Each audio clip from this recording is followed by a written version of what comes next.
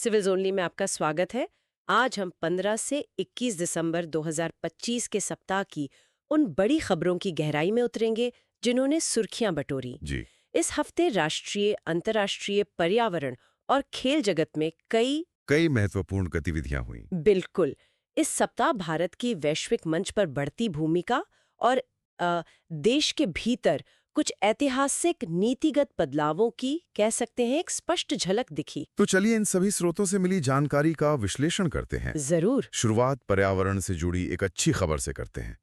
भारत में रामसर स्थलों की संख्या बढ़ गई है। जी हाँ, ये एक बहुत अच्छी खबर है। अब कुल 96 रामसर स्थल हो गए हैं। पहले ये संख्या 94 थी। अच्छा, तो 2 नए स्थल जोड़े गए हैं। कौन कौन से हैं ये? एक है राजस्थान के अलवर में सिलीसेठ झील हम्म। और दूसरा छत्तीसगढ़ के बिलासपुर में कोपरा जलाशय। और ये प्रवासी पक्षियों और जैव विविधता के लिए मतलब एक बड़ा कदम है ना? बिल्कुल।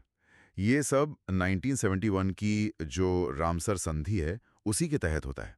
इन स्थलों को अंतर्राष्ट्रीय महत्व मिलता है। ठीक है। अब एक बड़े नीतिगत बदलाव की बात करते हैं। संसद ने शांति बिल 2025 पारित कर दिया है। इसे थोड़ा विस्तार से समझते हैं। हाँ, ये इस हफ्ते की सबसे बड़ी खबरों में से एक है।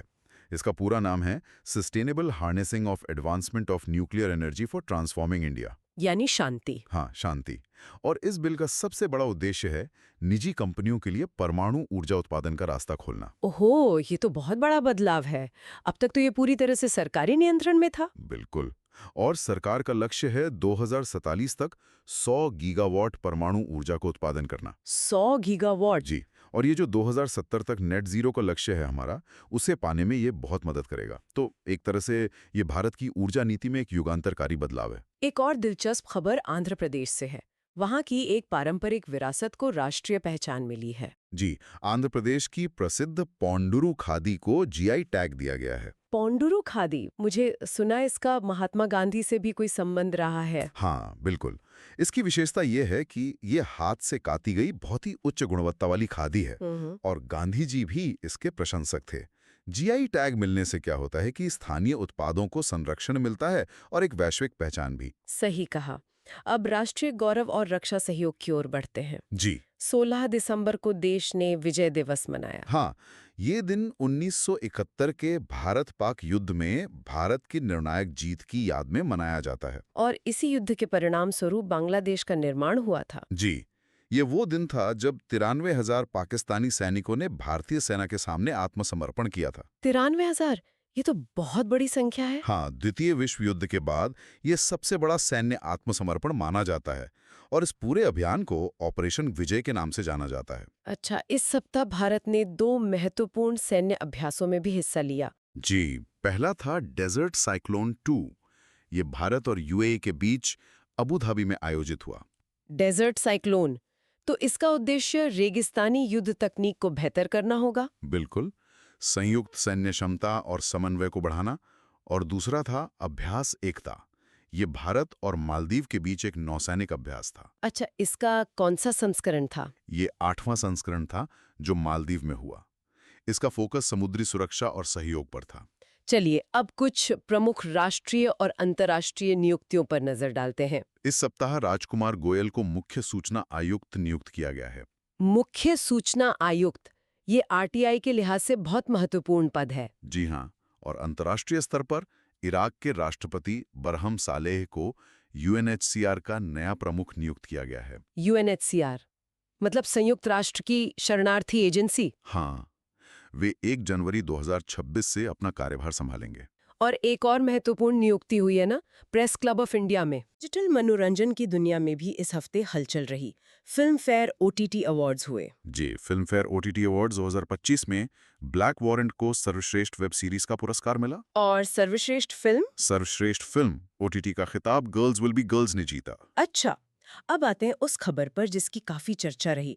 भारतीय प्रधानमंत्री को 2 और अंतर्राष्ट्रीय सम्मान मिले हैं। हाँ, और अब उनके कुल पुरस्कारों की संख्या 29 हो गई है। 29? ओह, ये तो वाकई दिलचस्प है। जी, ओमान के सुल्तान हैथम बिन तारिक ने प्रधानमंत्री मोदी को ऑर्डर ऑफ ओमान से सम्मानित किया। और दूसरा इथोपिया की राजधानी अदीस अबाबा में मिला। वहां उन्हें देश के सर्वोच्च नागरिक सम्मान ग्रेट ऑनर्स निशान ऑफ इथोपिया से सम्मानित किया गया। ये वैश्विक मंच पर भारत की बढ़ती प्रतिष्ठा को दिखाता है। बिल्कुल। भारत के लिए एक और बड़ी वैश्विक जिम्मेदारी भी तय हुई है। जी, भारत 2026 में ब्रिक्स समूह की अध्यक्षता करेगा। तो मतलब 18वां ब्रिक्स शिखर सम्मेलन भारत में होगा। हाँ, बिल्कुल। 2025 में अध्यक्षता ब्राजील के पास है और उसके बाद 2026 में भारत मेजबानी करेगा। ठीक है। इस हफ्ता कुछ और विविध अंतर्राष्ट्रीय अपडेट्स भी रहे। जी, 18 दिसंबर को अंतर्राष्ट्रीय प्रवासी दिवस मनाया गया। इस बार की थीम क्या थी? इस बार की थीम थी migrate story cultures and development. और ऑस्ट्रेलिया से एक दुखद खबर भी आई थी। हाँ, ऑस्ट्रेलिया के बॉन्डी बीच पर हुए एक हमले में 15 लोगों की मृत्यु हो गई।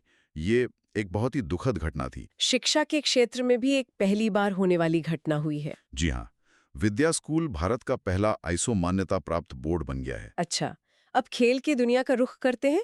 फीफा और WTA ने 2025 के सर्वश्रेष्ठ खिलाड़ियों के नाम घोषित किए। हाँ, तो पुरुषों में FIFA player of the year का खिताब फ्रांस के उस्मान डेम्बेले ने जीता। उस्मान डेम्बेले, इन्होंने तो 2025 का बैलन डी'ओर भी जीता था, है ना? बिल्कुल, और यही बात महिलाओं में भी हुई। स्पेन की अटाना बोनमाटी विजेता रही और उन्होंने भी 2025 का महिला बैलन डी'ओर जीता था। मतलब दोनों पुरस्कार एक ही खिलाड़ी को गए। जी, वहीं WTA player of the year Belarus की आर्याना सबालेंका बनी। और भारत के लिए एक बहुत ही ऐतिहासिक पहली जीत आई है इस हफ्ते। हाँ, आप स्क्वैश की बात कर रही हैं? भारत ने चेन्नई में आयोजित स्क्वैश विश्व कप 2025 जीतकर इतिहास रच दिया है। ये पहली बार है जब भारत विश्व कप विजेता बना है। बिल्कुल, पहली बार। ये एक बहुत बड़ी उपलब्धि है। टेनिस और क्रिकेट में भी एक्शन देखने को मिला। जी, TPL यानी टेनिस प्रीमियर लीग के 7वें संस्करण में GS दिल्ली SS विजेता रहीं। उन्होंने मुंबई ईगल्स को हराया। और घरेलू क्रिकेट में सैयद मुश्ताक अली ट्रॉफी वो झारखंड ने जीती है, हरियाणा को हराकर। और इस टूर्नामेंट में ईशान किशन ने सबसे ज्यादा 517 रन बनाए हैं। क्या बात है, बेहतरीन प्रदर्शन। हाँ, और IPL में एक नया कीर्तिमान स्थापित हुआ है। हाँ, IPL की नीलामी तो हमेशा ही चौंकाती है। इस बार कैमरून ग्रीन IPL इतिहास के सबसे महंगे विदेशी खिलाड़ी बन गए हैं। सबसे महंगे? हाँ, कितनी रकम में खरीदा गया उन्हें? उन्हें कोलकाता नाइट राइडर्स KKR ने 25.20 करोड़ रुपए में खरीदा। 25.20 करोड़। ये तो अविश्वसनीय है। जी, ये एक नया रिकॉर्ड है। इस पूरे हफ्ते की घटनाओं के बाद अंत में एक दुखद खबर की ओर बढ़ते हैं। कला जगत के लिए एक अपूरणीय क्षति हुई है। जी, प्रसिद्ध मूर्तिकार राम सुतार जी का 100 वर्ष की आयु में निधन हो गया। 100 वर्ष?